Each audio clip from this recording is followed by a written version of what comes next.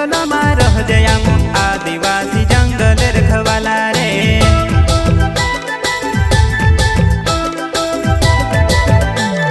चल जंगल जमीन काज पूजे रे आदिवासी दुनिया ने रखवाला रे।